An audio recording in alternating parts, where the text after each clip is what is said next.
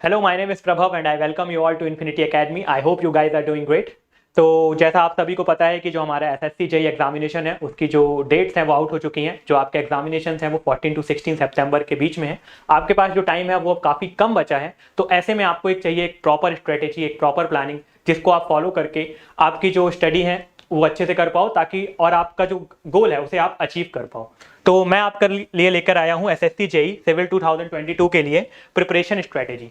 तो यहाँ पे मैं आपसे ये बात नहीं करूंगा कि आपको कितने देर पढ़ना चाहिए, कितने घंटे आपको पढ़ना चाहिए, या कितनी देर तक कौन सा सब्जेक्ट पढ़ना चाहिए। ये सारी बातें मैं आपसे यहाँ पे नहीं करूंगा, क्योंकि ऐसा हो सकता है कि यहाँ पे कुछ स्टूडेंट्स ऐसे होंगे जिनका जो प्रिपरेशन है वो काफ़ी अच्छा चल रहा होगा, उन्होंने सारा सिलेबस कवर कर रखा होगा, तो उनके लिए जो स्टडी आवर्स होंगे वो डिफरेंट होंगे। ऐसे कुछ और भी स्टूडेंट्स होंगे जो अभी शुरुआत कर रहे होंगे अपनी प्रिपरेशन की, तो उनके लिए जो स्टडी आवर्स होंगे वो डिफरेंट होंगे। ऐसा हो सकता है कुछ स्टूडेंट्स के लिए कोई एक पर्टिकुलर सब्जेक्ट फेवरेट होगा तो वो पहले वो पढ़ना चाहते होंगे, कुछ दूसरे स्टूडेंट्स के लिए दूसरा सब्जेक्ट फेवरेट होगा तो उसे वो पढ़ना चाहते होंगे। तो यहाँ पे ये सारी चीजें मैं डिस्कस नहीं करूंगा कि आपको कितने घंटे पढ़ना है, क्या पढ़ना है, कैसे पढ़ना है। ये जरूर बताऊंगा क्या पढ़ना है और कैसे पढ़ना है, पर कितने घंटे पढ़ना है, कौन सा सब्जेक्ट पढ़ना है, ये आपके ऊपर डिपेंड करता है। मैं पूरा आपके सामने एक एनालिसिस प्रेजेंट करूंगा कि कौन सा सब्जेक्ट आपके लिए इंपॉर्टेंट है, कौन सी चीजें आपको पहले कवर करनी चाहिए और कौन सी चीजें आप बाद के लिए छोड़ सकते हैं या जो उनको आप छोड़ भी सकते हैं। तो ये मैं आपसे डिस्कस करूंगा। तो यहाँ पे मैं आपसे पूरी जो स्ट्रेटेजी जो मैंने फॉलो की थी, जिस तरीके से मैंने एसएससी जेईई जो फर्स्ट अटेम्प्ट में क्रैक किया था, वो सारी चीजें डिस्कस करूंगा। क्या गलतियां मैंने की थी वो भी मैं आपको बताऊंगा, ताकि आप मेरी गलतियों से सीख पाओ और उन गलतियों को ना दोहराओ, और अल्टीमेटली जो आपका गोल है उसे आप अचीव कर पाओ और एक सक्सेसफुल असिस्टेंट जूनियर इंजीनियर बन पाओ। ठीक है, तो सबसे पहले हम शुरू करते हैं एग्जाम पैटर्न के बारे में, जो कि आपको पता ही होगा कि जो अगर हम एसएससी जेईई की बात करें तो उसमें दो एग्जामिनेशन होते हैं, एक आपका प्री होता है और एक आपका मेंस होता है। तो ये तो आपको पता ही होगा।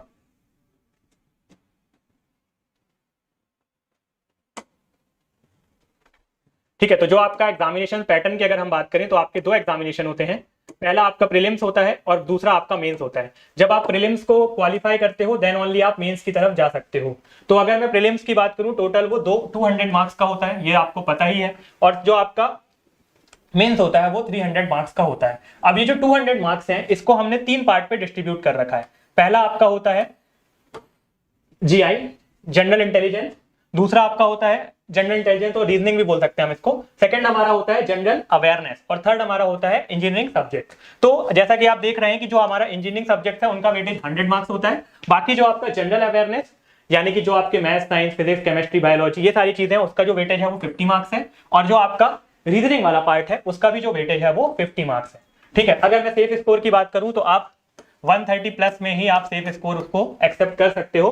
130 प्लस के नीचे काफी ज्यादा मुश्किल हो जाएगी आपको आगे सेकंड राउंड के लिए जाने के लिए, या जो आपके आगे एग्जाम मतलब आगे के जो राउंड है उनको क्लियर करने के लिए। तो आप अपना जो सेफ स्कोर है वो 130 प्लस ही लेकर चलिए, वही आपके लिए मिनिमम आप ये टारगेट करिए कि आपको कम से कम 130 के ऊपर मार्क्स लाने होंगे।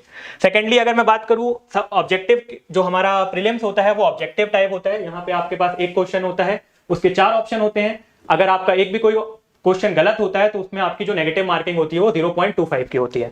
जो आपका मेंस होता है वो सब्जेक्टिव टाइप की होता है। तो पहले हमारा फोकस होना चाहिए ऑब्जेक्टिव टाइप पे। जब हम ऑब्जेक्टिव क्लियर करेंगे यानी कि जो हमारा प्रीलिम है उसको हम क्लियर करेंगे तभी हम मेंस की तरफ बढ़ पाएंगे। तो अगर मैं एनालाइज करूं, सबसे पहले मैंने एनालिसिस किया, जो यहाँ पे तीनों पार्ट हैं इनको मैंने अलग अलग तोड़ दिया है। आपका जो जीआई है, जीएस है, मतलब जो आपका रीजनिंग वाला पार्ट है, अवेयरनेस वाला पार्ट है और जो आपका इंजीनियरिंग वाला पार्ट है, इनको तीनों को मैंने अलग अलग तोड़ दिया है। और मैं उसको आपको वेटेज के हिसाब से दिखा रहा हूं कि किस सब्जेक्ट का कितना वेटेज है। तो आप अपनी प्रिपरेशन स्ट्रेटेजी उस तरीके से प्लान कर सकते हो। ठीक है, जैसे कि यहाँ पे आपको जो ग्रीन सब्जेक्ट दिख रहे होंगे, बिल्डिंग मटेरियल, आरसीसी, जियोटेक, सर्वे, तो ये आप कोशिश करिए कि इसको आप पहले कवर कर लें, क्योंकि इनका जो वेटेज है वो काफी ज्यादा है। ठीक है, अगर मैं बिल्डिंग मटेरियल की बात करूं तो ये मैंने प्रीवियस 5 ईयर्स का एनालिसिस किया है। अब आप बोलेंगे एग्जामिनेशन तो काफी पहले से हो रहा है, 25 ईयर से या 20 ईयर से एग्जामिनेशन हो रहे हैं, काफी पहले से एग्जामिनेशन हो रहे हैं। तो मैंने सिर्फ ये 5 साल का एनालिसिस, 5 ईयर्स का एनालिसिस क्यों किया है? क्योंकि आपको ही पता होगा कि 2018 के बाद से जो पेपर है वो कौन बनाने लगा है? टीसीएस बनाने लगा है। तो इसके बाद जो थोड़ा सा एग्जाम पैटर्न है उसमें चेंज आया है। अब जो नया पैटर्न है उसके हिसाब से कुछ कुछ ऐसे सब्जेक्ट्स भी ज्यादा पूछे जाने लगे हैं जो पहले बिल्कुल भी नहीं आते थे। अगर मैं एनवायरमेंट की बात करूं तो पहले एनवायरमेंट बिल्कुल नहीं पूछा जाता था। अगर आप प्रीवियस ईयर 2015-16 तक देखेंगे तो एनवायरमेंट के आपको गिनती के क्वेश्चन मिलेंगे, इरिगेशन हाइड्रोलॉजी के आपको गिनती के क्वेश्चन मिलेंगे, ट्रांसपोर्टेशन के आपको गिनती के क्वेश्चन मिलेंगे। लेकिन अभी जो 5 इयर्स का ट्रेंड है उसमें ये वाले जो सब्जेक्ट्स हैं ये भी काफी ज्यादा पूछे जाते हैं। इसलिए मैंने आपको लास्ट 5 ईयर का ट्रेंड ही दिखा रहा हूं, क्योंकि अब जो पैटर्न है वो ये फॉलो होता है। इसके पहले का अगर आप पैटर्न देखेंगे तो वहां पे आपके गलती होने के चांसेस ज्यादा है। आप कोई ऐसा सब्जेक्ट कवर करके चले जाओगे जो कि कम आने लगा है, और आप ऐसे सब्जेक्ट कवर छोड़ के चले जाओगे जो आप काफी ज्यादा पूछे जाने लगे हैं। ठीक है, तो पहली प्रायोरिटी आपकी होनी चाहिए बिल्डिंग मटेरियल कवर करने की। मैं ये नहीं बोल रहा हूं कि आपको बिल्डिंग मटेरियल पहले ही कवर करना है, वो आप पे डिपेंड करता है कि आपको करना है कि नहीं करना है। लेकिन अगर मैं अपनी अप्रोच बताऊं तो पहले मैं कवर करूंगा बिल्डिंग मटेरियल। क्यों बिल्डिंग मटेरियल? क्योंकि इसके जो वेटेज ऑफ क्वेश्चन है वो काफी ज्यादा है और क्वेश्चन भी फिक्स्ड है, ऑलमोस्ट एक जैसे पैटर्न के ही क्वेश्चन आते हैं। सेकेंडली मैं कवर करने की कोशिश करूंगा सर्वे। सर्वे जो है काफी छोटा सिलेबस है। सर्वे की अगर मैं बात करूं काफी छोटा सिलेबस है और काफी बेसिक और इजी क्वेश्चन वहां से फ्रेम होते हैं, और 10 क्वेश्चन का वेटेज भी है यहाँ पे। तो सेकेंडली मैं ये कोशिश करूंगा कि सर्वे कवर कर लूं। उसके बाद आपका आरसीसी और जियोटेक कवर करने की कोशिश करूंगा। आरसीसी और जियोटेक थोड़े बड़े सब्जेक्ट हैं, पर आपको यहाँ पे भी सिलेक्टिव स्टडीज करनी है, क्योंकि जो जियोटेक है उसमें 2 पार्ट होते हैं, जियोटेक 1 और 2। जो सेकंड वाला पार्ट है जहाँ स्टेबिलिटी ऑफ स्लोप्स हो गया, या जो सेकंड का जो भी आपका पार्ट है वहां से क्वेश्चन इतने सारे फ्रेम नहीं होते, तो आप उस तरीके से इसको अप्रोच रख के कवर कर सकते हो। इसके बाद ये जो एस्टिमेशन है ये भी काफी अच्छा सब्जेक्ट है। काफी कम पढ़ के इसमें से आप ज्यादा मार्क्स को अटेन कर सकते हो। वैसे तो सिलेबस काफी बड़ा है, लेकिन अगर आप सिलेक्टिव स्टडी भी इसमें करोगे तो टोटल 9 क्वेश्चन आप यहां से बना ले जाओगे। उसके बाद सोम है, सोम भी आप जल्दी से कवर कर सकते हो। सोम और स्ट्रक्चर ऐसा है कि जब आप सोम कवर करोगे तभी आपका स्ट्रक्चर कवर कर पाओगे, तो ये दोनों आपको साथ में कवर करने होंगे। तो स्ट्रक्चर तो काफी बड़ा है पर बहुत कम आता है आपके जेई में। सेकेंडली स्टील भी है ऐसे ही, ये छोटे टॉपिक हैं, जो आपका स्ट्रक्चर हो गया, सोम हो गया, ये सब छोटे टॉपिक्स हैं। लेकिन जैसे कि ट्रांसपोर्टेशन, इन्वायरमेंट और आपका हाइड्रोलॉजी एंड इरिगेशन, तो इसमें आप देख रहे हो 8-8 क्वेश्चन, 8-8, 9-9 क्वेश्चन आते हैं। तो इसको आप क्या है कि अभी ये पिछले कुछ सालों से ये सब्जेक्ट ज्यादा आना शुरू किए हैं, तो इसमें से अभी जो क्वेश्चन बनते हैं काफी बेसिक बनते हैं, तो आप कोशिश करें कि इसको भी कवर कर लें। तो बेसिकली आपकी जो अप्रोच होनी चाहिए, पहले आप बिल्डिंग मटेरियल और एस्टिमेशन अगर आप कवर कर लेते हो तो 25% आपका सिलेबस कवर हो जाता है।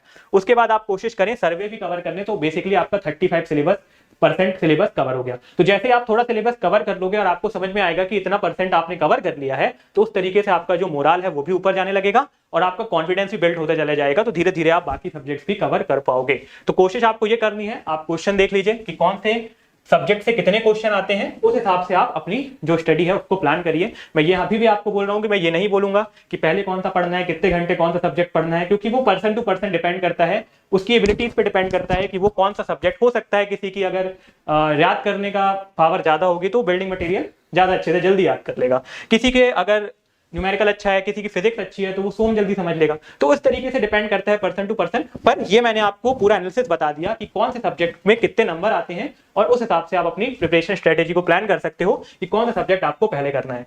ठीक है, इसके आगे मैं अभी और डिस्कस करूंगा कि हमारी स्ट्रेटेजी कैसे है, प्रिपेयर कैसे करना है। अभी सिर्फ आप देख लीजिए कि कौन सा सब्जेक्ट कितना इंपॉर्टेंट है। तो ये हमारी बात हो गई जनरल इंजीनियरिंग की कि कौन सा सब्जेक्ट कितना इंपॉर्टेंट है।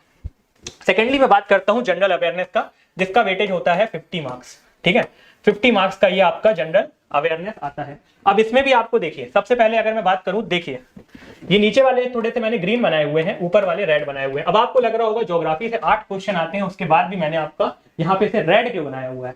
तो बेसिकली मैंने इसे रेड में इसलिए रखा हुआ है क्योंकि यहाँ पे जो क्वेश्चन है, ये जो सिलेबस है ज्योग्राफी का वो काफी बड़ा है। आप प्रिपेयर ही करते चले जाओगे, वो 8 क्वेश्चन के चक्कर में आपको इतना ज्यादा पढ़ना पड़ जाएगा कि आप कोई दूसरी चीज को प्रिपेयर ही नहीं कर पाओगे। ठीक है, तो कोशिश क्या करना है हमें, सबसे पहले हमारा जो इंजीनियर्स होते हैं उनका फिजिक्स, केमिस्ट्री और बायोलॉजी अच्छा होता है, सीधे क्वेश्चन यहाँ से आते हैं। और आप वेटेज भी देखिए, टोटल 25 नंबर लगभग आप यहां से ही कवर कर सकते हो। 20 to 25 नंबर्स के क्वेश्चन आराम से आप यहां से एक्सपेक्ट कर सकते हो फिजिक्स, केमिस्ट्री और बायोलॉजी से।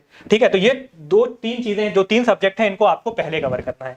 सेकेंडली फिर आपको कवर करना है क्या, आपका स्टैटिक जीके और current affair. Static GK cover करना थोड़ा सा मुश्किल है, तो चाहे तो आप इसे स्किप करके पहले करंट अफेयर कवर करिए, तो 7 to 8 क्वेश्चन आपके यहां से भी बन जाते हैं। तो 30 से 32 नंबर्स आप सिर्फ 4 चीजें पढ़कर ही अटेन कर सकते हैं। उसके बाद आपका हिस्ट्री, पॉलिटी, इकोनॉमी, ये है तो काफी बड़े बड़े क्वेश्चन, थोड़े कम आते हैं, वो भी मैं बताऊंगा आप किस तरीके से प्रिपेयर कर पाओगे। पर बेसिकली अभी आप ध्यान दीजिए किस पे, सबसे पहले आप फिजिक्स, केमिस्ट्री, बायोलॉजी और स्टैटिक और करंट पे ध्यान दीजिए। इससे आप पहले क्वेश्चन बनाने के, इसको पहले पढ़ने की कोशिश करिए। उसके बाद हम इसके बारे में भी अभी मैं आगे स्लाइड्स पे डिस्कस करूंगा कैसे हम प्रिपेयर करेंगे इसको। ठीक है, थर्डली फिर मैं बात करता हूं एप्टीट्यूड। ठीक है, जनरल एप्टीट्यूड, ये भी आपका कितने मार्क्स का आता है, ये भी आपका 50 मार्क्स का आता है। जनरल एप्टीट्यूड की अगर मैं बात करूं तो ये भी आपका 50 मार्क्स का आता है। तो जनरल एप्टीट्यूड में क्या होता है कि जो हम इंजीनियर्स होते हैं उनका जो जनरल एप्टीट्यूड होता है वो पहले से ही अच्छा होता है। ठीक है, तो अगर आप देखेंगे कि कौन से टॉपिक कितने ज्यादा इंपॉर्टेंट है। कोडिंग डिकोडिंग काफी इंपॉर्टेंट है, काफी तरह की कोडिंग डिकोडिंग आती है, चाइनीज कोडिंग, नॉर्मल कोडिंग, सब तरीके की कोडिंग आती है, तो वो आप देख के भी बना सकते हो, इजी ही आती है। दूसरा आपका नंबर और अल्फाबेट सीरीज, नंबर सीरीज भी काफी अच्छे, काफी ज्यादा आता है ना। अल्फाबेटिकल सीरीज और नंबर सीरीज दोनों क्वेश्चन आते हैं, 5 से 6 क्वेश्चन आप यहाँ से एक्सपेक्ट कर सकते हो। Odd one out, odd one out में क्या होगा कि जैसे आपको यहाँ पे थोड़ा सा आपका जीके वाला पार्ट भी पूछ लिया जाता है, 4 आपको जगहों के नाम दे देंगे, पूछेगा इसमें से ऑड वन आउट कौन सा है, तो ये भी आप, इससे भी क्वेश्चन आपके आ जाते हैं। फिर साइलोजिज्म, साइलोजिज्म से भी अच्छे खासे क्वेश्चन आते हैं आपके। एनालॉगी, एनालॉगी से भी क्वेश्चन आ जाते हैं। सिटिंग अरेंजमेंट, नॉन वर्बल में आपके 2 तरीके के क्वेश्चन आते हैं, एक आपका पेपर कटिंग और दूसरा आपका पेपर कटिंग के साथ साथ आपका मिरर इमेज, और एक आपका फोल्डिंग ऑफ पेपर, है ना। तो ये 3 तरीके के नॉन वर्बल में आ जाते हैं। यहां से भी आपको अच्छे खासे नॉन वर्बल में 5 से 6 क्वेश्चन देखने को मिल जाते हैं, इजी भी होते हैं, तो थोड़ा सा आप प्रिपेयर करेंगे। क्यूब वगैरह के क्वेश्चन भी आ जाते हैं कि अगर एक साइड जैसे आपका क्यूब है और एक साइड उसका 5 है, तो नेक्स्ट उसके अपोजिट साइड क्या होगा, तो इस तरीके से आपके क्वेश्चन यहाँ पे बनते हैं। वेन डायग्राम से कुछ क्वेश्चन ब्लड रिलेशन से, और कुछ क्वेश्चन आपके मिसलेनियस होते हैं जो हर बार नए टॉपिक से आते हैं, ईजी होता है। अगर आप जीएस जनरल एप्टीट्यूड की बात करें तो ईजी आता है, 40+ स्कोर करना है, इसमें कोई बड़ी बात नहीं है, कोई भी 40+ स्कोर यहाँ पे कर सकता है, पर आपको टारगेट करना है यहाँ पे कितना, 45+ का, ठीक है। आपको टारगेट करना है यहाँ पे 45+, कम से कम आप यहाँ से स्कोर कर पाओ, तभी आप स्टैंड कर पाओगे कंपटीशन में। तो 45+ आपको स्कोर करने की कोशिश करना है। इसकी भी प्रिपरेशन स्ट्रेटेजी मैं आपको बताऊंगा, ये सारे टॉपिक्स हैं, कौन से इंपॉर्टेंट है और कितना टाइम यहाँ पे आप देख के, एनालिसिस से देख के समझ सकते हो कितना टाइम आपको यहाँ पे देना है, ठीक है। चलिए नेक्स्ट बात करें अगर हम कि किस तरीके से हमारी प्रिपरेशन स्ट्रेटेजी होनी चाहिए, तो मैं शुरू से आपको लेक्चर में यही बोल रहा हूं कि टाइम वगैरह मैं आपको कुछ नहीं बता रहा हूं, कितने घंटे पढ़ना है, कैसे पढ़ना है, कौन सा सब्जेक्ट पढ़ना है। जो भी सब्जेक्ट आप उठा रहे हैं मैंने आपको एनालिसिस करके बता दिया है कि कौन सा सब्जेक्ट को आपको प्रायोरिटी देनी चाहिए, तो उस हिसाब से आप डिसाइड कर सकते हो सब्जेक्ट। मैंने आपको बताया जियोटेक्स, सर्वे, बिल्डिंग मटेरियल, ये सारे सब्जेक्ट आप पहले कवर कर सकते हो। आरसीसी भी चाहो तो आप कवर कर सकते हो, वेटेज अच्छा है। उसके बाद आप जो कॉस्टिंग या एस्टिमेशन वगैरह है वो पहले कवर करना, क्योंकि वहां से क्वेश्चन जो है कंटेंट थोड़ा कम है, क्वेश्चन ज्यादा है। बाकी लगभग आप देख के चले तो लगभग आपको सारे सब्जेक्ट ही कवर करने पड़ेंगे। कुछ सब्जेक्ट हैं स्टील, स्ट्रक्चर, सोम, इनको थोड़ा आप आखिरी में चाहो तो कवर कर सकते हो, पर कई बार सोम वगैरह ऐसे सब्जेक्ट है जो सबके अच्छे होते हैं, तो चाहो तो आप पहले भी कवर कर सकते हो। सोम अगर आप देखोगे, प्रीवियस ईयर एनालिसिस करोगे आप सोम का, तो आपको लगेगा कि सोम से तो बहुत ज्यादा क्वेश्चन आते हैं, ठीक है। वो प्रीवियस ईयर ट्रेंड था, जो मैं 2018 के पहले की बात कर रहा हूँ ना, तो तब तक सोम से बहुत ज्यादा क्वेश्चन आते थे। 2018 के बाद से सोम में जो क्वेश्चन है वो आना थोड़े से कम हो गए हैं, ठीक है। चलिए तो शुरुआत करते हैं अब हमारी preparation strategy for civil engineering subject. किस तरीके से हमें प्रिपरेशन स्ट्रेटेजी बनाना है ताकि हम क्या कर पाए, सब्जेक्ट को मास्टर कर पाए। तो सबसे पहले तो आपको लेक्चर और कॉन्सेप्ट समझना ही पड़ेगा। पहले आपको लेक्चर देखने ही होंगे, कॉन्सेप्ट समझना ही होगा। अगर आप सीधे प्रीवियस ईयर उठा के सॉल्व करने चले जाओगे तो आपका कॉन्फिडेंस भी डाउन होगा, बहुत सारी चीजें आपको पता भी नहीं होंगी। तो कोशिश करिए कि सबसे पहले आप जो लेक्चर्स हैं उनको देख लीजिए, कॉन्सेप्ट समझ लीजिए और साथ ही साथ शॉर्ट नोट्स बना लीजिए। ये सबसे इंपॉर्टेंट है, आपकी कोई भी एग्जाम की आप प्रिपरेशन कर रहे हो, ये सबसे ज्यादा इंपॉर्टेंट है, क्योंकि बार बार आप दोबारा लेक्चर नहीं देख सकते। एक बार आपने अगर लेक्चर देख लिया तो अगर आपने उसके शॉर्ट नोट्स बना लिए तो इस शॉर्ट नोट्स की मदद से पूरे लेक्चर को आप फिर से रिवाइज कर सकते हो, ठीक है। तो मेक श्योर कि हम यहाँ पे क्या बना रहे हैं, पहले शॉर्ट नोट्स बना रहे हैं। Short notes is very important, ठीक है। उसके बाद शॉर्ट नोट्स अगर आप बना लेते हो तो उससे एक फायदा ये भी होगा कि आप उसका रिवीजन कर पाओगे, ठीक है। सबसे पहले आपने लेक्चर देखे, शॉर्ट नोट्स बनाए और फिर उसके बाद आपको रिवीजन करना है। जब आपने एक बार रिवीजन कर लिया तो आप उठाइए प्रीवियस ईयर क्वेश्चंस। सबसे इंपॉर्टेंट है आपके प्रीवियस ईयर क्वेश्चंस। कोशिश करिए पिछले 10 साल के प्रीवियस ईयर क्वेश्चंस आप लगाएं, चाहे तो आप 20-25 साल के भी लगा सकते हैं। 10 साल सफिशिएंट होता है किसी भी एग्जामिनेशन के पैटर्न को समझने के लिए, ठीक है। आजकल जो नया पैटर्न है तो उससे बहुत सारे क्वेश्चन तो रिपीट नहीं होते प्रीवियस ईयर के, हाँ क्वेश्चन जरूर रिपीट होते हैं पर प्रीवियस ईयर के क्वेश्चन रिपीट नहीं होते हैं बहुत सारे। तो हो सकता है कुछ क्वेश्चन रिपीट हो जाए, फिर भी आप एक बार प्रीवियस ईयर क्वेश्चन जरूर लगा लें, उससे आपको पैटर्न समझ में आ जाएगा कि कौन से ऐसे टॉपिक्स हैं जहां से ज्यादा क्वेश्चन फ्रेम होते हैं। एक बार आपने पीवाईक्यू लगा लिया और आपके पास अगर फिर भी टाइम बचा है तो एक बार आप ईएससी के अगर प्रीवियस ईयर क्वेश्चन लगा लेते हो तो आपकी कॉन्सेप्चुअल क्लैरिटी भी बहुत अच्छे से मिल जाएगी। और कुछ क्वेश्चन ईएससी के प्रीवियस ईयर के एज इट इज कॉपी हो जाते हैं एसएससी जेईई में, ठीक है। तो अगर आपने पीवाईक्यू लगा लिया, उसके बाद अगर आपके पास टाइम है तो आप प्रीवियस ईयर क्वेश्चन ईएससी के भी लगा सकते हैं और दूसरे स्टेट एई जेईई के जो है पीवाईक्यू, आप दूसरे जो स्टेट एई जेईई के एग्जामिनेशन हुए हैं उनके भी आप प्रीवियस ईयर लगा सकते हो, ठीक है। तो इससे भी आपके कॉन्सेप्ट भी क्लियरिटी हो जाएगी आपको और आपको कॉन्फिडेंस भी आएगा अगर आप क्वेश्चन बना पाओगे तो। उसके बाद आपको देना है टेस्ट सीरीज। तो पहले आपको देना है कौन सी टेस्ट सीरीज, अगर आपको ऐसा लग रहा है कोई टॉपिक आपका कवर हो गया है तो पहले आप अटेम्प्ट कर सकते हो टॉपिक वाइज, सेकेंडली आप अटेम्प्ट कर सकते हो सब्जेक्ट वाइज और फिर थर्ड में आपको अटेम्प्ट करनी है पूरी कंप्लीट सीरीज। तो तीन स्टेप में आपको टेस्ट सीरीज को अप्लाई करना है। टेस्ट सीरीज बहुत जरूरी है, ठीक है। अगर आपने बहुत अच्छी प्रिपरेशन कर ली और टेस्ट सीरीज नहीं दी तो आपकी प्रिपरेशन किसी काम की नहीं रह जाएगी, क्योंकि टेस्ट सीरीज से ही हमें हमारी गलतियां पता चलती हैं और उन गलतियों पे हम काम करने हैं। तो आपको कोशिश करना है कि टेस्ट सीरीज हम लास्ट के जो 15 डेज हैं उसमें सारे हम उससे हम चालू कर दें टेस्ट सीरीज। और अगर आप 1 महीने से भी टेस्ट सीरीज मतलब एग्जामिनेशन के 1 महीने से भी टेस्ट सीरीज शुरू कर दोगे तो काफी अच्छा होगा, क्योंकि आपको आपकी गलतियां पता चलने जाएंगी और अगर आपके पास सफिशिएंट टाइम होगा तो उन गलतियों को आप सही भी कर पाओगे। तो टेस्ट सीरीज सबसे ज्यादा इंपॉर्टेंट है आपकी, और सेकेंडली आपके जो शॉर्ट नोट्स हैं ये सबसे ज्यादा इंपॉर्टेंट है, ठीक है। और तीसरा आपका पीवाईक्यू, ठीक। और खैर सारी चीजें इंपॉर्टेंट है, रिवीजन भी आपका उतना ही इंपॉर्टेंट है। तो ये सारी चीजें आपको ध्यान रखनी है कि पहले आपको लेक्चर देखना है, फिर आपको शॉर्ट नोट्स बनाने हैं, फिर आपको रिवीजन करना है, पीवाईक्यू, ईएससी और स्टेट अगर एजेई के पास अगर आपके पास टाइम है तो आप उसके भी पीवाईक्यू और फिर टेस्ट सीरीज। ये आपका अप्रोच होनी चाहिए अगर आप सिविल इंजीनियरिंग सब्जेक्ट्स की हम बात करें तो। समझ गए होंगे आप कि किस तरीके से आपको अप्रोच करना है, ठीक है। सेकंड हम बात करते हैं आपके प्रिपरेशन फॉर जनरल एप्टीट्यूड। अब मैंने बताया आपका एप्टीट्यूड पहले से अच्छा है, आप अभी से आप ये गांठ बांध लीजिए कि आपको 1 घंटे जो है वो एप्टीट्यूड रोज पढ़ना ही है, चाहे कुछ भी हो जाए, कोई सब्जेक्ट आप पढ़ो ना पढ़ो, लेकिन 1 घंटे आपको एप्टीट्यूड को रोज देना है। तो इस 1 घंटे में आप चाहें तो पीवाईक्यू सॉल्व कर सकते हैं, ठीक है। आप उठा सकते हैं पिछले 10-15 साल के क्वेश्चन और उनका लाइन से आप पीवाईक्यू, आपको अच्छा भी लगेगा क्योंकि आप क्वेश्चन सॉल्व कर पाओगे तो आपको कॉन्फिडेंस भी बढ़ेगा। तो पीवाईक्यू पहले आप सॉल्व कर सकते हैं। सेकेंडली आप क्या कर सकते हैं, अगर क्वेश्चन खत्म हो जाते हैं तो आप टेस्ट सीरीज दे सकते हैं, ठीक है। अब जब आप क्वेश्चन सॉल्व करोगे ना तो कुछ आपको डिफिकल्ट टॉपिक मिलेंगे, ठीक है। कुछ आपको डिफिकल्ट टॉपिक मिलेंगे जब आप क्वेश्चन सॉल्व करोगे, तो कुछ ऐसे टॉपिक मिलेंगे जिसके आपको क्वेश्चन नहीं बन रहे हैं। तो उन डिफिकल्ट टॉपिक को आप नोट करके उनके आप क्या देख सकते हो, वीडियोस देख सकते हो। जो डिफिकल्ट टॉपिक हैं, जो आपको ऐसे टॉपिक्स हैं जो आपको समझ में नहीं आए, जिनके क्वेश्चन आप नहीं बना पाए, तो उनके आप वीडियो देख सकते हो, उनके कॉन्सेप्ट क्लियर करके फिर क्वेश्चन लगा सकते हो। लास्ट में फिर आप टेस्ट सीरीज देके चेक कर सकते हो कि जो कॉन्सेप्ट्स आपने पढ़े वो आपको समझ में आए कि नहीं आ पाए, उनके आप क्वेश्चन बना पा रहे हो कि नहीं बना पा रहे हो। तो 1 घंटे आपको याद रखना है कि आज से रोज आपको 1 घंटे जो आपका एप्टीट्यूड है उसकी प्रिपरेशन करनी है। 1 घंटे आपको रोज एप्टीट्यूड की तैयारी करनी है। सेकेंडली आपको ध्यान रखना है कि कोई भी टॉपिक ऐसा जो आपको आ रहा है, जो आपको नहीं बन रहे क्वेश्चन, जिसके आपको लगातार बार बार जिस टॉपिक के क्वेश्चन नहीं बन रहे हैं, उस टॉपिक के आपको वीडियोस देखने हैं, लेक्चर देखने हैं, उस कॉन्सेप्ट को आपको क्लियर करना है, ठीक है। कुछ नए पैटर्न भी जो अगर आप प्रीवियस 3-4 ईयर में लगाएंगे तो कुछ नए तरीके के क्वेश्चन भी आने शुरू हुए हैं, तो उसको भी एक बार आप ध्यान दे सकते हैं, उसके भी लेक्चर्स आप एक बार देख सकते हैं। अब सबसे इंपॉर्टेंट आता है आपका जीएन, ठीक है। हम सिविल इंजीनियरिंग सब्जेक्ट पढ़ लेते हैं, जनरल एप्टीट्यूड मतलब 150 नंबर जो है वो हम फिर भी अच्छे से प्रिपरेशन कर लेते हैं। सबसे ज्यादा जो हमें दिक्कत आती है वो आती है जनरल अवेयरनेस, क्योंकि इसमें रटना बहुत पड़ता है, ठीक है। तो यहाँ पे हमको कुछ थोड़ी सी स्मार्ट स्टडी करनी होगी, ठीक। सबसे पहले आपको क्या करना है, आप कोशिश करिए कि रोज 30 मिनट आप करंट अफेयर को दें। यहाँ से आप 5 से 10 नंबर तक भी अटेन कर सकते हो, ठीक है। 5 नंबर तो मिनिमम, मैक्सिमम आप यहाँ से 10 नंबर भी लेके जा सकते हो, तो बहुत इंपॉर्टेंट हो गया ये। तो अब इसको प्रिपेयर कैसे करें, आज से ही आप क्या करिए, 30-30 मिनट रोज करंट अफेयर देखते जाइए, साथ ही साथ उसमें एक छोटे-छोटे नोट बनाने चाहिए। सेकेंडली अब बात आती है करंट अफेयर कब तक का, है ना। कोशिश कई बार क्या होता है, बच्चे क्या करते हैं कि जैसे आपका नवंबर में एग्जामिनेशन है तो नवंबर तक का करंट अफेयर कवर कर लेते हैं, पर नवंबर तक का आपको करंट अफेयर कवर नहीं करना है। आपको मैक्सिमम कवर करना है जनवरी टू अगस्त।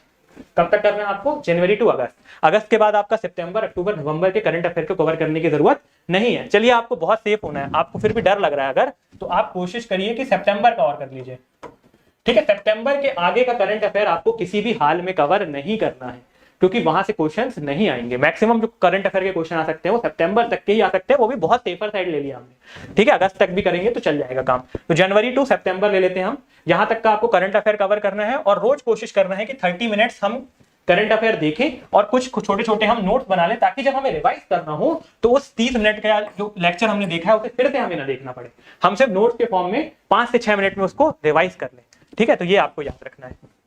सेकेंडली आपको फिजिक्स, केमिस्ट्री और जो बायो है वो कोशिश करिए कि पहले प्रिपेयर करें।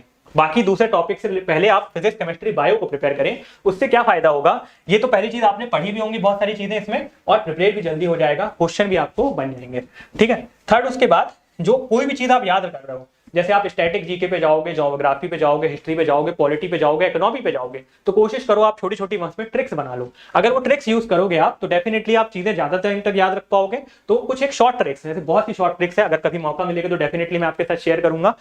मैं अगर कोशिश करूंगा कि एक लेक्चर आपको उसमें भी दे पाऊं, तो शॉर्ट ट्रिक्स के फॉर्म में आप बहुत सारी चीजें याद रख सकते हो। तो शॉर्ट ट्रिक्स हमेशा बनाने की कोशिश करिए, क्योंकि बहुत लंबे टाइम तक नहीं तो आप चीजें याद नहीं कर पाओगे। कोई भी सब्जेक्ट आप पढ़ रहे हो, मैं सिर्फ आपका जनरल अवेयरनेस है, जनरल एप्टीट्यूड की बात नहीं कर रहा हूँ, अगर आप इंजीनियरिंग रिलेटेड भी कोई सब्जेक्ट पढ़ रहे हो तो मेक श्योर आप थोड़े थोड़े क्या बनाओ, उसके शॉर्ट ट्रिक्स बनाओ। शॉर्ट ट्रिक्स से आपको ये बेनिफिट होगा कि लंबे टाइम तक याद होगा। जब एक बार आप लेकिन रूटीन में आ जाते हो तो फिर आपको शॉर्ट ट्रिक्स की जरूरत नहीं पड़ती, शुरुआत में आपको जरूरत पड़ती है। हर जगह आपका शॉर्ट नोट्स बहुत इंपॉर्टेंट है। कुछ भी चीज करो नोट जरूर बनाओ। अपने नोट्स जो आप खुद से लिखोगे उसकी बात अलग होती है, शॉर्ट नोट्स आपके हमेशा काम आएंगे। आप आगे भी कोई एग्जामिनेशन की प्रिपरेशन करोगे वो शॉर्ट नोट्स हमेशा आपके हो जाएंगे। तो हमेशा नोट्स इस तरीके से बनाए कि नेक्स्ट टाइम उनसे पढ़ पाए। ऐसे आप नोट्स मत बना दीजिएगा, ऐसे कुछ भी लिख दिया और आप नेक्स्ट टाइम खुद ही नहीं पढ़ पा रहे, तो ऐसे नोट्स आपको नहीं बनाने हैं। आपको ऐसे नोट्स बनाने हैं जिससे आप नेक्स्ट टाइम भी उसे पढ़ पाओ। और लास्ट में आपका, last but not the least, आपका टेस्ट सीरीज। जहां भी आपको टेस्ट सीरीज देखना है उससे आपको ये समझ में आएगा कि जैसे आपने फिजिक्स केमिस्ट्री बायोलॉजी प्रिपेयर किया है तो उसके क्वेश्चंस आप बना पा रहे हो कि नहीं बना पा रहे हो। ठीक है, तो एक बार हम फिर से क्विक हमारा समअप करते हैं कि क्या क्या चीजें मैंने देखा है, क्या क्या चीजें हमने देखी। उसके बाद कुछ बोनस टिप्स हैं जिनके बारे में मैं आपसे बात करूंगा कि जो आपको इन सब चीजों के साथ उन चीजों पे भी आपको ध्यान देना है, क्योंकि हम कई बार प्रिपरेशन में कुछ ऐसी चीजें भूल जाते हैं जो हमारे लिए प्रिपरेशन से ज्यादा इंपॉर्टेंट होती हैं। चलिए, तो मैंने आपसे क्या क्या बात की एक बार मैं फिर से आपको बता देता हूं। सबसे पहले आपको एग्जाम, कोई भी आप एग्जाम दे रहे हैं तो you should know the exam pattern. जो एग्जाम पैटर्न है उसके बारे में आपको पता होना चाहिए, कितने क्वेश्चन कहां से आते हैं ये आपको पता होना चाहिए। नेगेटिव मार्किंग क्या होती है ये आपको पता होना चाहिए। ठीक, तो ये आपको पता हो गया कि नेगेटिव मार्किंग 1/4 होती है, यानी कि 0.25। उसके बाद मैंने आपको बताया कि कौन से सब्जेक्ट को आप प्रायोरिटी दे सकते हो, बिल्डिंग, आरसीसी, जियोटेक, सर्वे, इनको आप प्रायोरिटी दे सकते हो। पर ये सब्जेक्ट भी अच्छे हैं, ट्रांसपोर्टेशन, एनवायरमेंट और आपका, मतलब देखिए लगभग वेटेज लगभग आप सबका सेम है, पर आप ऐसे सब्जेक्ट से शुरू करने की कोशिश करिए जिससे कम पढ़ने पे ज्यादा वेटेज, ज्यादा मार्क्स आप ले आओ। तो बिल्डिंग मटेरियल एक ऐसा सब्जेक्ट है, एस्टिमेशन एक ऐसा सब्जेक्ट है, सर्वे एक ऐसा सब्जेक्ट है, और जियोटेक भी। वैसे जियोटेक काफी बड़ा सब्जेक्ट है, पर आप देखोगे जब प्रीवियस ईयर एनालिसिस करोगे तो कुछ लिमिटेड पार्ट से ही क्वेश्चन आते हैं।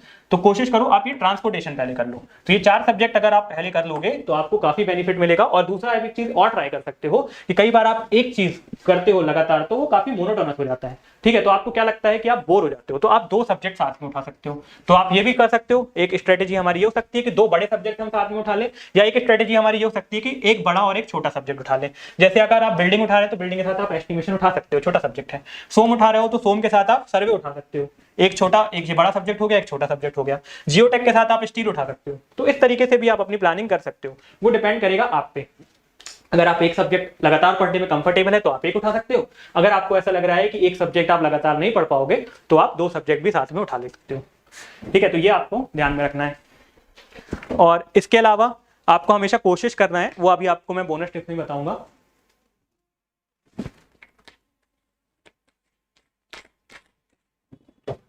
तो इसके बाद नेक्स्ट आपको ये याद रखना है कि जब ये तो आपकी प्रिपरेशन होगी किसकी, जनरल इंजीनियरिंग की।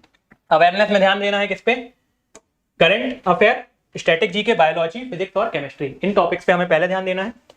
बाकी टॉपिक्स हैं ये मैं नहीं बोल रहा हूँ नहीं पढ़ना है, पढ़ना है, पर पहले इनको कवर करना है। जब एक बार ये कवर हो जाए तो फिर आपको इस सीक्वेंस में आगे बढ़ना है। इससे क्या होगा, देखिए ज्योग्राफी की अगर मैं बात करूँ काफी लंबा सिलेबस है। अभी आप पढ़ने जाओगे, बुक खोलोगे तो ज्योग्राफी ही पढ़ते रह जाओगे। इतनी सारी नदियां हैं, इतने सारे पार्क, बहुत सारी चीजें आ जाती हैं इसमें। फिर हिस्ट्री भी वैसे ही है, तो इससे क्वेश्चन बनाना थोड़ा मुश्किल होता है। पढ़ना आपको ये भी पड़ेगा, ठीक है। अगर आपको अच्छी रैंक आनी है तो पढ़ना आपको सब पड़ेगा। ऐसा नहीं है कि बिना पढ़े आपके नंबर आ जाएंगे। नंबर तो तभी आएंगे जब आप पढ़ोगे। पर हमारी एक अप्रोच होती है, क्योंकि अगर आप थोड़ा थोड़ा सिलेबस कवर करते चले जाओगे, टेस्ट सीरीज दोगे, नंबर आएंगे, तो आपको क्या समझ में आएगा, आपको कॉन्फिडेंस आएगा और उसके हिसाब से फिर आपकी प्रिपरेशन अपने आप बूस्ट हो जाती है। ठीक है, एक पॉइंट ऐसा आएगा कि आप सब कुछ खुद से पढ़ के जाओगे, क्योंकि जब आप ऐसी इंपॉर्टेंट चीजें आपने कवर कर ली हैं जिससे ज्यादा क्वेश्चन आ रहे हैं, आप प्रीवियस ईयर क्वेश्चन सॉल्व करोगे या टेस्ट सीरीज दोगे, जब आपके नंबर आएंगे तो आपको खुद मोटिवेशन आएगा बाकी चीजें भी कवर करने की। पर मैंने आपको प्रायोरिटी बता दी किस तरीके से आपको आगे जाना है। ठीक है, इसमें भी आपको पहले क्या करना है, प्रीवियस ईयर क्वेश्चन लगाना है, उसके हिसाब से आपको आगे की प्रिपरेशन स्ट्रेटेजी आपकी डिसाइड करनी है कि कहाँ पे आपको दिक्कत आ रही है, वो टॉपिक्स आप कवर कर सकते हो। ठीक है, चलिए इसके बाद आपको मैंने बताया था कि इंजीनियरिंग के कैसे पहले लेक्चर देखना है, कॉन्सेप्ट कवर करना है, शॉर्ट नोट्स बनाना है। शॉर्ट नोट्स सबसे ज्यादा इंपॉर्टेंट है, बार बार बोल रहा हूँ क्योंकि उतना ही इंपॉर्टेंट है। जब तक आप शॉर्ट नोट्स नहीं बनाओगे तो रिवीजन नहीं कर पाओगे आप। ठीक है, वो आगे और भी एक चीज मैं डिस्कस करूंगा रिवीजन से रिलेटेड, काफी जरूरी है वो भी। रिवीजन आपको लगातार करते रहना है, प्रीवाईक्यू सॉल्व करना है, ईएससी पीवाईक्यू और स्टेट एजेई के भी अगर आप कर लेते हो तो काफी अच्छा है। और टेस्ट सीरीज आपको लगातार देते रहना है। टॉपिक कवर होता है टॉपिक के साथ, सब्जेक्ट कवर होता है सब्जेक्ट के साथ, और जब आपका पूरा सिलेबस कवर हो जाता है तो लास्ट में आपको टेस्ट सीरीज देना ही है। ठीक है, अभी कुछ लोग ऐसे भी होंगे जिनका सिलेबस कवर हो गया है तो अभी वो 4 महीने टेस्ट सीरीज दे सकते हैं, तो उनके लिए वो भी काफी बेनिफिशियल होगा। बहुत सारी गलतियां पता चलेंगी, उन पे काम करने का टाइम मिलेगा।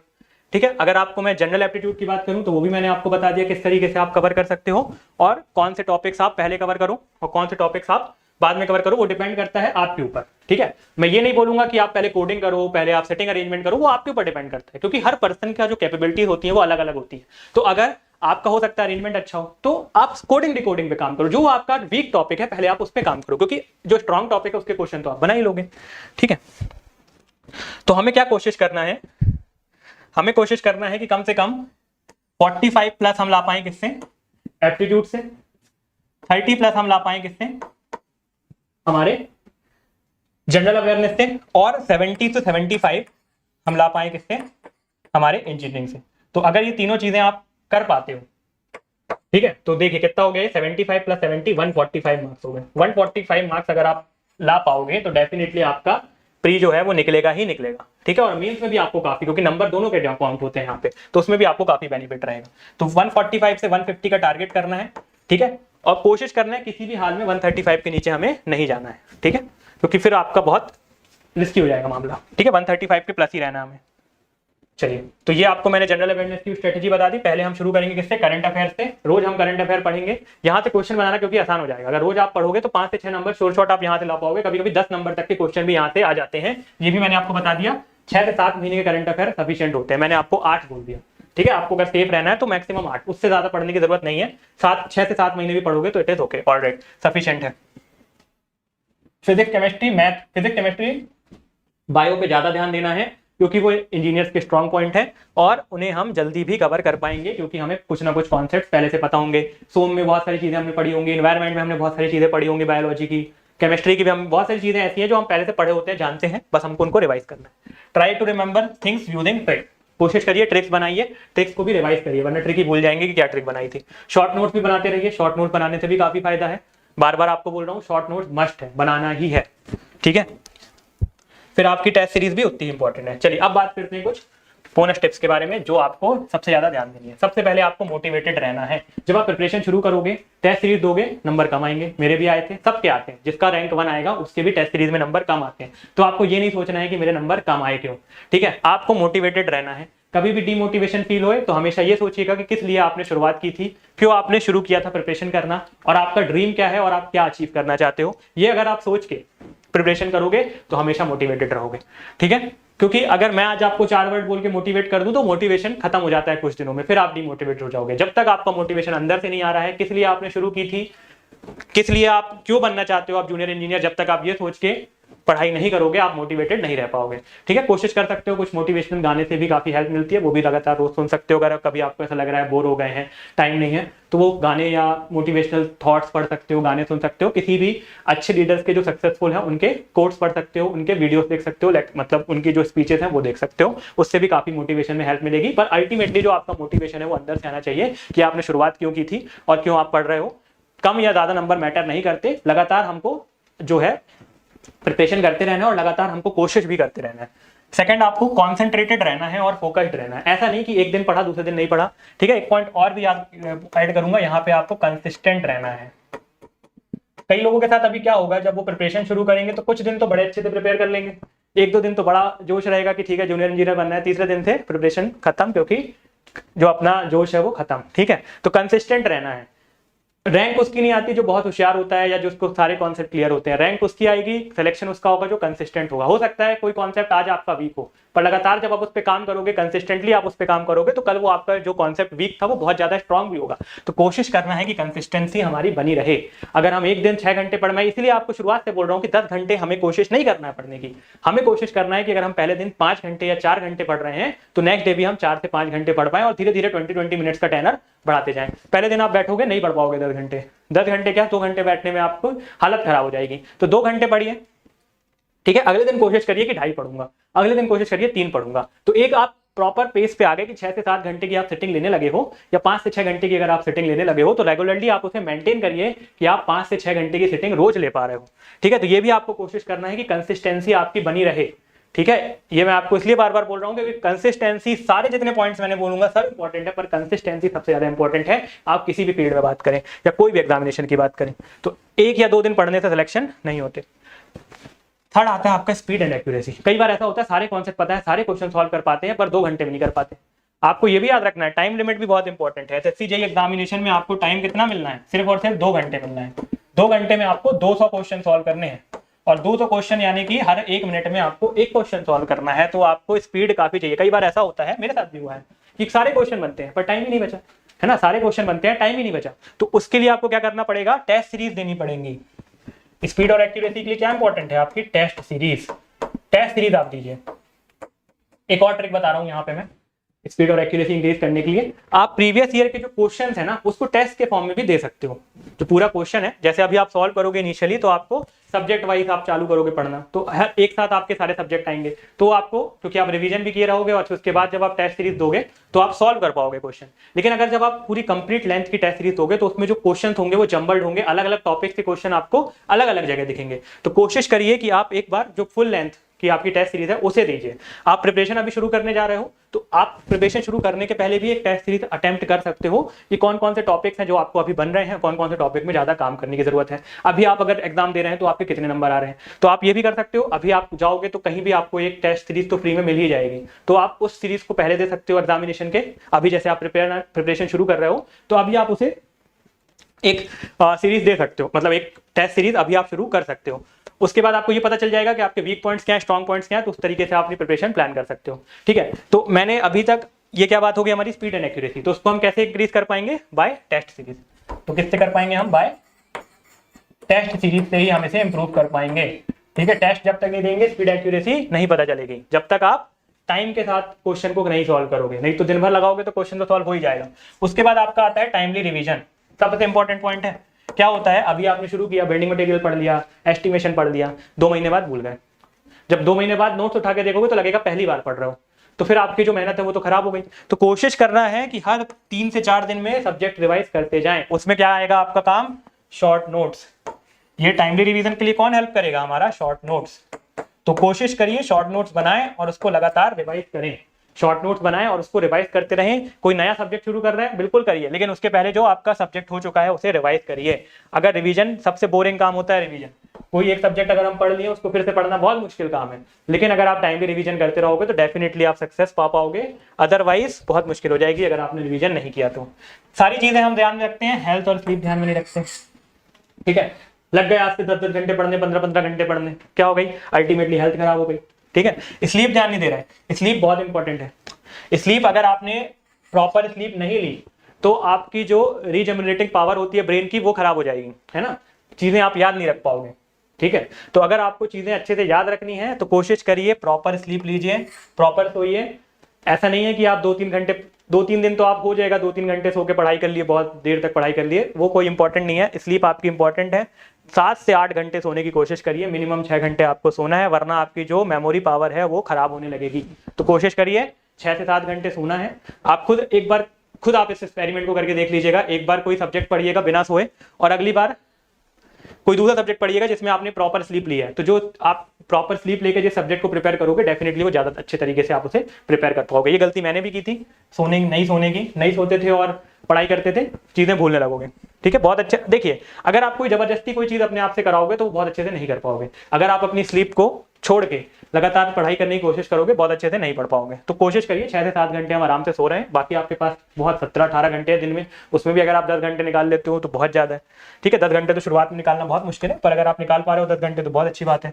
टाइम वेस्ट नहीं करना है। अभी 4 महीने 3 महीने जितने भी आपके पास टाइम बचा है, 2 महीने, 1 महीना 2 महीना, जितना भी आपके पास टाइम बचा है, रिमेनिंग जो भी टाइम है उसे वेस्ट नहीं करना है किसी भी ऐसी अननेसेसरी चीज पे जो आपकी लाइफ में इंपॉर्टेंस नहीं रखती है। जैसे कि कोई मूवी हो गई, गेम्स खेलने हो, तो 2-3 महीने आप उन्हें छोड़ सकते हो। 2-3 महीने आप फोकस रहने की कोशिश कर सकते हो। कभी कभी 10-15 मिनट का ब्रेक लेना अच्छी बात है, या 7 दिन में एक आध ब्रेक लेना, एक आध मूवी देखना भी अच्छी बात है, वो भी हमारे रिफ्रेशमेंट के लिए बहुत जरूरी है। पर अननेसेसरी रोज हमें टाइम वेस्ट नहीं करना है कि रोज आप किसी एक चीज के ऊपर लगे हो, वही देख रहे हो। कोई वेब सीरीज उठा ली है अभी आपने, तो ये आप 3 महीने बाद भी देख सकते हो। जब आपका एग्जाम क्लियर हो जाएगा आप कई वेब सीरीज देख सकते हो, कई चीजें आप कर सकते हो। पर अभी आपको 2 महीने बिल्कुल फोकस रहना है, थोड़ा भी टाइम आपको वेस्ट नहीं करना है। तो ये कुछ इंपॉर्टेंट चीजें हैं जो आपको याद रखनी है कि फोकस रहना है, कंसंट्रेटेड रहना है, मोटिवेटेड रहना है, टाइमली रिवीजन करना है, हेल्थ और स्लीप का भी ध्यान रखना है, और फिजूल की चीजों में टाइम वेस्ट नहीं करना है। अगर ये सारी चीजें आप फॉलो करोगे तो डेफिनेटली आपका जो गोल है, आप जो आप सोच के रखें कि आपको क्या अचीव करना है, डेफिनेटली आप उसे अचीव कर पाओगे। तो कोशिश करेंगे कि हम ये सारी चीजें फॉलो करें। अगर आपको कोई भी परेशानी हो तो आप मुझसे कांटेक्ट कर सकते हैं, हमारे यूट्यूब चैनल पे कमेंट कर सकते हैं, हमसे कांटेक्ट कर सकते हैं। डेफिनेटली हम आपकी मदद करेंगे और कोशिश करना है कि ये सारी चीज़ें हमें फॉलो करते रहें, कंसिस्टेंट रहें इन सब चीज़ों पे।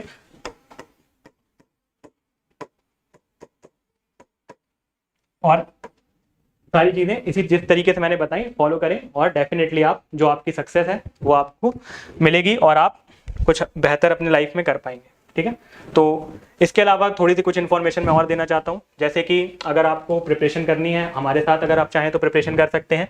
हमारे सारे चाहे इलेक्ट्रिकल इंजीनियरिंग, सिविल इंजीनियरिंग और मैकेनिकल इंजीनियरिंग तीनों के हमारे ब्रांचेस चल रहे हैं, जहाँ पे आपको approx 650 hours of content available है बाय एक्सपर्ट फैकल्टी। आपके सब्जेक्ट वाइज थ्योरी और वर्कबुक दोनों अवेलेबल है। एसएससी जेई, आरआरबी जेई और के जितने भी प्रीवियस ईयर क्वेश्चंस हैं उनको हमने एक्सप्लेनेशन के साथ आपको प्रोवाइड करेंगे। साथ ही साथ आपके जो भी स्टेट पीएससी के प्रीवियस ईयर क्वेश्चन है वो भी हमारे पास सॉल्यूशन के साथ अवेलेबल हैं। गेट और ईएससी के 1 मार्क्स के क्वेश्चन का मतलब जितने भी आपके प्रीवियस ईयर क्वेश्चन है अलग अलग एग्जामिनेशन के, सारे हमारे सॉल्यूशन के साथ अवेलेबल हैं। ठीक है, आपको फैकल्टी के जो पीडीएफ है जो बोर्ड में पढ़ा रहे हैं वो भी आपको मिल जाएगा। कोर्स लैंग्वेज आपकी हिंदी इंग्लिश आप दोनों चूज कर सकते हैं। रेगुलर डाउट क्लासेस होती हैं आपकी फैकल्टीज के लिए, कोई भी आपको डाउट है तो आप क्लियर कर सकते हैं। गाइडेंस चाहिए आपको, स्ट्रेटेजी प्लानिंग किस तरीके से प्लान करना है, किस तरीके से पढ़ाई करना है, इसके लिए भी आप हमसे बात कर सकते हैं। सेपरेट आपको ग्रुप डिस्कशन में भी होगा, काफी सारे बच्चों के साथ प्रिपेयर करोगे तो एक आपको कॉम्पिटिशन भी मिलेगा, तो उससे आपकी जो प्रिपरेशन है उसको बूस्टअप आएगा। उसके बाद आप daily, weekly, monthly online practice test होते हैं, जैसे कि मैं आपको बता रहा, टेस्ट सीरीज काफी इंपॉर्टेंट है, तो आप टेस्ट सीरीज दे पाओगे। 1 साल आपकी कोर्स वैलिडिटी है, कोई भी आप जेई की तैयारी कर रहे हो सबके लिए हम प्रिपरेशन करा रहे हैं, तो आप डेफिनेटली हमारे कोर्स के साथ भी जुड़ सकते हो। अगर आप चाहते हो कि एक सिस्टमैटिक और एक अरेंज मैनर में प्रिपरेशन करना, तो डेफिनेटली आप इनके साथ भी जा सकते हो।